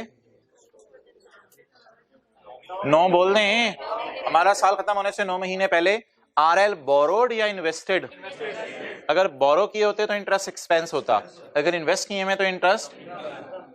RL invested 40 million in a fixed account for 1 year. सिर्फ कितने अरसे के लिए जमा करवाए हैं पैसे? 1 साल के लिए पैसे जमा करवाए हैं। 40 मिलियन किसी बैंक में रखवा दिए होंगे, डिपॉजिट अकाउंट डिपॉजिट करा दिए। 40 मिलियन इनके पास सरप्लस पड़ा होगा, ठीक है, हमारे पास 20-25 रुपए पड़े होते हैं, इनके पास 40 मिलियन पड़े हुए थे। तो इन्होंने 40 मिलियन सोचा कि हमारे पास पड़े रहेंगे साल वेले, तो बैंक में रख के सूद कमाते हैं, जहन्नुम में जाते हैं। तो in a fixed deposit account for 1 year at rate of 10% per. अच्छा, इसमें ना ये बड़ा इंपॉर्टेंट होता है, इंटरेस्ट पूरी दुनिया में ना एडवांस में नहीं मिलता कि इंटरेस्ट आपको यकम अप्रैल को मिल जाए। इसमें कई दफा होते 3-3 महीने बाद मिलेगा इंटरेस्ट, कई दफा होते 6-6 महीने बाद मिलेगा, और कई दफा होते हैं साल बाद एंड पे एक ही दफा मिलेगा। ये जरा सवाल में पढ़ के बता दें कि इंटरेस्ट कब मिलना है। हाँ, interest of 12 months, interest of will be received once, सिर्फ एक ही दफा मिलेगा, तोड़ के नहीं मिलेगा। विल बी रिसीव्ड वंस, एक दफा मिलेगा। On maturity date, on maturity date that is अगला साल 31 मार्च 18। तो इसको सही कर ले जरा। Interest of 12 months, interest of will be received once, इकट्ठा मिलेगा। On maturity date, on maturity date that is 31 March 18। अब यार बता दें क्लोजिंग रिसीवेबल निकालूं या क्लोजिंग अनअर्न्ड? सोच के बता दें, क्लोजिंग रिसीवेबल या क्लोजिंग अनअर्न्ड? रिसीव अगले साल होना है, वैसे ये मैं आपको बता दूं, रिसीव अगले साल होना है। क्लोजिंग रिसीवेबल की फिगर दी या ये भी निकालनी पड़ेगी आज? पहले ये डिसाइड कर लें क्लोजिंग रिसीवेबल है या क्लोजिंग अनअर्न्ड है। रिसीवेबल है, विल बी रिसीव्ड अगला साल। लेकिन एक बार याद रखिएगा, फिलहाल बुक का 12 महीने का ना कर बैठिएगा, जनवरी फरवरी मार्च का बुक नहीं करना। सिर्फ रिसीवेबल कितने महीने का होगा, कितना अरसा पैसा रखवाया रखा। इसी तरह होता है ना, घर किराए पे दिए रखा यकम अप्रैल से 31 दिसंबर, तो 9 महीने का किराया हमारा। तो उधर घर लोग इन्वेस्ट करते हैं और फिर किराया कमाते हैं, ये पैसे इन्वेस्ट करके इंटरेस्ट कमा रहे हैं। तो कितने अरसे पैसा रखवाए रखा हमारे साल? 9 महीने। अगले साल कितने अरसा पैसा रखवाए रखा? फिलहाल 31 दिसंबर की रात को खड़े होकर कितने महीने का इंटरेस्ट कमा लिया होगा लेकिन मिला नहीं होगा? 9 मंथ्स का। तो डायरेक्ट इस तरह का अकाउंट बना लें। Working number 3, interest income account. Closing receivable निकालना है। इन्वेस्टमेंट 40 इंटू, लेकिन ये फैक्टर तो पूरे साल का इंटरेस्ट दे देगा। हमें कितने महीने का चाहिए? 3। क्लियर? आप बता दें रिसीवेबल अगले साल रिसीव होगा, इस साल इनकम में जाएगा।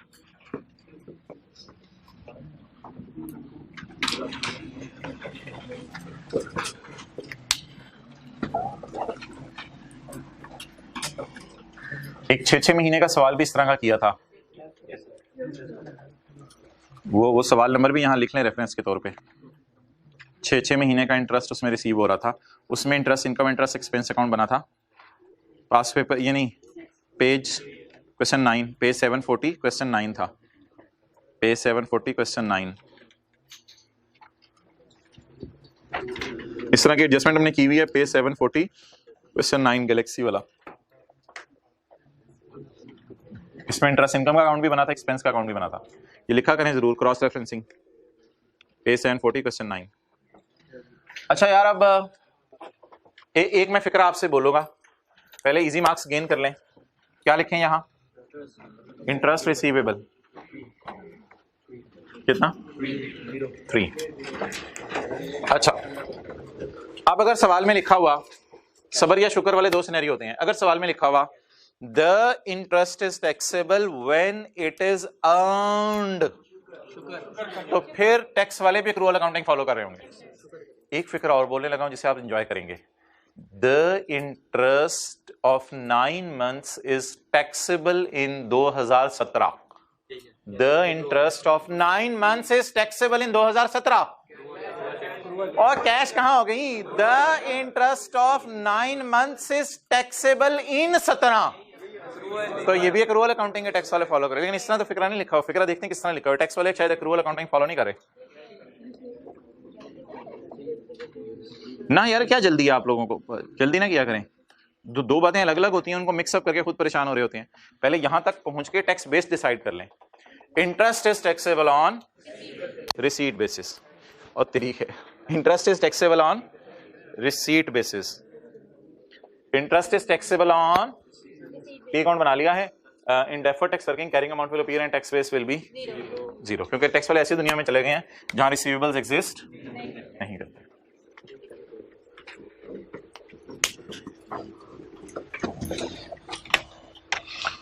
ओके, अच्छा जिन, ये तो खुश नसीब नहीं है, ये तो दोनों साल ही बदनसीब हैं क्योंकि इंटरेस्ट कमा रहे हैं। अच्छा बहरहाल, जिन बदकिस्मतों को 17 में मिल जाए वो कितने % देंगे? और जिनको अगले साल मिले वो कितने % देंगे?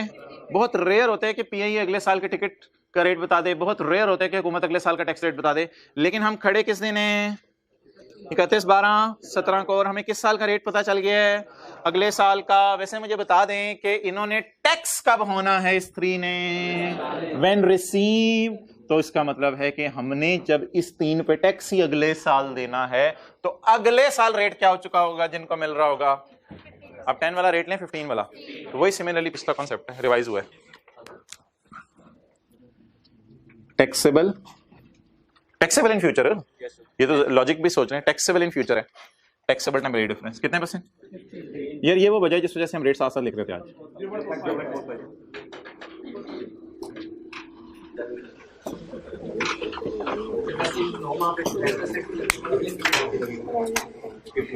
नहीं, वो ये नहीं होता कि किससे रिलेट कर रहा है। वो लोग पता क्या करते हैं, जब मिलते हैं तब वो ये नहीं देखते कि किस अरसे से रिलेटेड मिला, कहते हैं बस मिल गया तो आपकी इनकम है। यही तो कैश अकाउंटिंग होती है। वो ये नहीं देखते किस अरसे से रिलेट करेगा। हाँ, उस टाइम जो रेट होगा वो लगा लेंगे। ओके,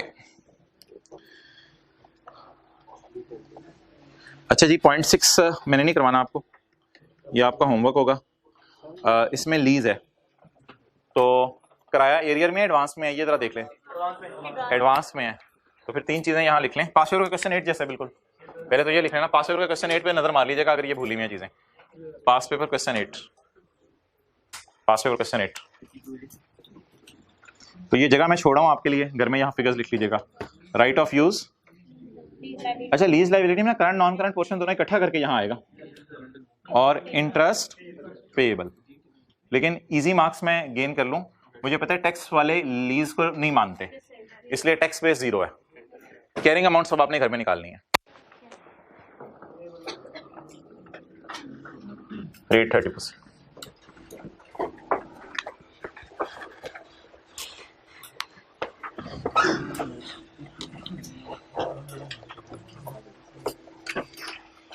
यार लेकिन ना एक मसला है, वो ये है कि 2 साल लीज को आपको चलाना पड़ेगा। राइट ऑफ यूज में से कितने सालों का डेप्रिसिएशन माइनस करेंगे? 2 सालों की, सही है। और लीज लायबिलिटी में क्या करेंगे? हमारे साल की पेमेंट के नीचे, चलें छोड़ें करके आइएगा, मसला और डिस्कस कर लेंगे, कोई नहीं। यकम जनवरी हमारे साल के पहले दिन लीज शुरू हो रही है या पिछले साल के पहले दिन लीज शुरू हो चुकी है? तो राइट ऑफ यूज में जब माइनस करेंगे कितने सालों का डेप्रिसिएशन माइनस करेंगे? 2। और एडजस्टमेंट्स कोई मुश्किल नहीं है। आखिरी लाइन क्या लिखी हुई है? Under tax laws lease rentals are allowed in the year of, और ये पक्की ठक्की बातें ना भी लिखे तो यही होगा हमेशा, टैक्स वाले रेंटल को मानते हैं। ओके अच्छा यार, ये जो है ना यहां से यहां तक और यहां से यहां तक, ये है IAS 37 जो भी हमने नहीं पढ़ा हुआ, इसलिए इसको हम फिलहाल नहीं कर सकेंगे। ये जितना मैंने ब्रैकेट लगाई है, गलती से ब्रैकेट यहां तक ना लगा लीजिएगा, गलती से ब्रैकेट यहां तक ना लगा लीजिएगा, मैंने जहां तक लगाई है। बल्कि अगर आप कहते हैं मैं स्काई ब्लू में हाईलाइट कर देता हूं कि इस चीज को हमने फिलहाल छोड़ दिया है, इस चीज को फिलहाल हमने छोड़ दिया।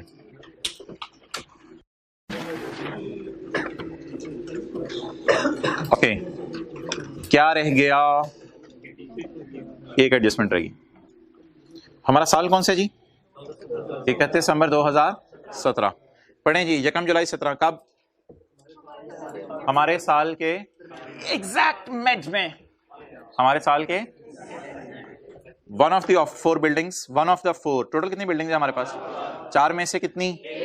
एक बिल्डिंग। कितने की बिकी? कितने की बिकी?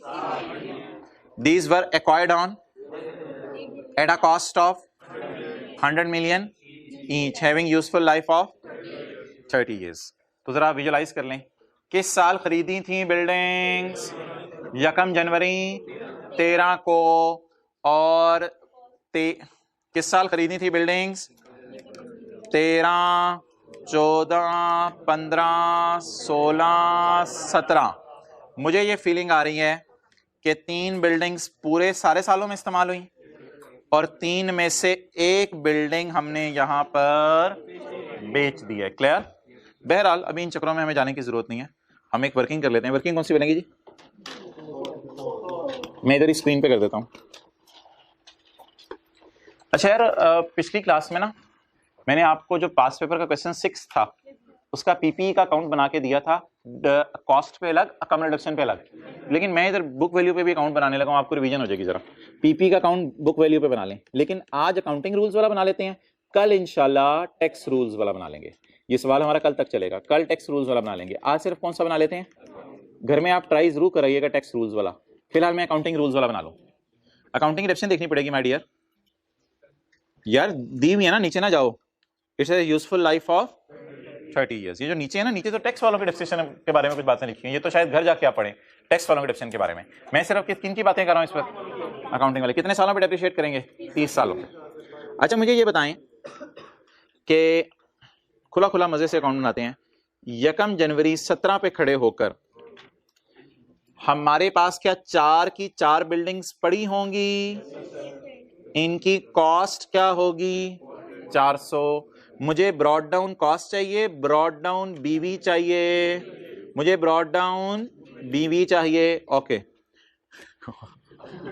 कॉस्ट। अच्छा बताएं एसेट बाय कब किया था? 4 बिल्डिंग्स बाय कब की थी? 13, 14, 15, 16, 17 को छोड़ें, 31, 12, 16 पे खड़ा हूं मैं। देखें उधर 31, 12, 16 पे। तो कितने साल ये बिल्डिंग्स डेप्रिशिएट हो चुकी हैं? अगर मैं 400 को डिवाइड करता हूं 4 से तो 30 से, तो ये तो मुझे देगा 1 साल की डेप्रिसिएशन। मैंने तो चाहिए 13, 14, 15, 16 की डेप्रिसिएशन। कितने सालों की? 4 सालों की। एक और ब्रैकेट लगाई, ब्रैकेट में ब्रैकेट, तो इसको दरमियानी ब्रैकेट कर देते हैं। अब मुझे बता दें ब्लैक मार्कर से मैंने क्या लिखी है? कॉस्ट। ब्लू मार्कर से 4 सालों की 4 साल मार्कर नजर आ रहा है, 4 सालों की अकामुलेटेड डेप्रिसिएशन, ताकि मैं 31 12 16 पे आके खड़ा हो जाऊं। क्या आ गया? पॉइंट के बाद 2 डिजिट लिखवा दें, 340.67। ये ओपनिंग बीवी आ गई किसकी? चारों बिल्डिंग्स की ओपनिंग बीवी आ गई। अकाउंटिंग का लफ्ज मैंने ऊपर लिख दिया हुआ है, चारों बिल्डिंग्स की अकाउंटिंग ओपनिंग डब्ल्यू बीवी आ गई। अच्छा जी, अब आप मुझे बताएं कोई एडिशन है? नो। डिस्पोजल हैं? अच्छा जी, डिस्पोजल भी हैं और डेप्रीसिएशन भी होगी और कैरी डाउन भी आएगा। अच्छा, डिस्पोजल की डब्ल्यूडीवी जरा हिम्मत करके 2-4 बंदों ने मेरे साथ निकलवानी है। डिस्पोजल की डब्ल्यूडीवी, डेप्रिसिएशन इंशाल्लाह हम वर्किंग 4.1 में निकाल लेंगे। तो मोहतरम उसी तरह ब्लैक मार्कर कितनी बेची? 1 ऑफ इट्स 4 बिल्डिंग। कितनी बेची? 1 बिल्डिंग बेची। 1 की कॉस्ट 100। किस दिन बेची? 30 जून 17 को बेची। कॉस्ट में से माइनस कर दें, कितने सालों की डेप्रीसिएशन? 4 की, 4.5 की, 4.5 की, 4.5 की। पूरा डेप्रीशिएट कितने सालों से ये हो रहा है? 13 में भी हुई होगी ये डेप्रीशिएट, 14 में भी, 15 में भी, 16 में भी, और 17 की भी डेप्रीशिएशन अभी मैं इसमें डालूंगा। 17 की डेप्रीशिएशन जी, कितने साल डेप्रीशिएट हो चुका? 4.5 साल। पकड़ें कॉस्ट, लेकिन डिवाइड करेंगे 30 से तो कितने सालों की डेप्रीशिएशन आएगी? 1 साल की। मुझे कितने सालों की चाहिए? इसको ब्रैकेट में लें और दरमियानी ब्रैकेट बंद करें। 85 पॉइंट के बाद 2 डिजिट लिखवा दें, फिर 85.00। क्लियर? ठीक है जी, टाइम खत्म हो गया। अब आप हजरात को जो मैंने होमवर्क देना था वो तो मैं नहीं दे सकूंगा। मैंने पास पेपर का क्वेश्चन 10 आपको होमवर्क देना था, लेकिन वो अभी मैं आपको नहीं दे सकता। इसलिए एक छोटा सा सवाल आप प्रैक्टिस सेट का कराइएगा, ताकि जो रेट चेंज वाली चीज़ें हैं वो आपको याद रहें और कहीं चलते चलते रेट चेंज आपको ना भूला हो। तो उसके लिए एक सवाल है हमारे प्रैक्टिस सेट में, that is question 11 page 267। Question 11 page 267। तो ये सवाल कर लीजिएगा ताकि आपको रेट चेंज जरा रिवाइज हो जाए। तो अच्छा, अब अगली बात, तसल्ली से मेरी बात सुन लें। ये अकाउंट हमने किसके मुताबिक बनाया है? लेकिन ये अकाउंट हम बुक वैल्यू पे बना रहे हैं, मेथड स्ट्रेट लाइन है। डेप्रिसिएशन ट्राई करेंगे स्ट्रेट लाइन वाली, और कैरी डाउन निकालना है। सोल्यूशन में शक ना देखिएगा। फिर किन के मुताबिक अकाउंट बनाएंगे? टैक्स वाले 10% पे डेप्रिशिएट कर रहे हैं, लेकिन खरीदने के साल में फुली डेप्रिशिएट कर रहे हैं, बेचने के साल में डेप्रिशिएट। तो टैक्स वालों के मुताबिक भी अकाउंट ट्राई कीजिएगा। बस आज यही सवाल करना है आपने, सिवाय स्काई ब्लू एडजस्टमेंट के। ओवर।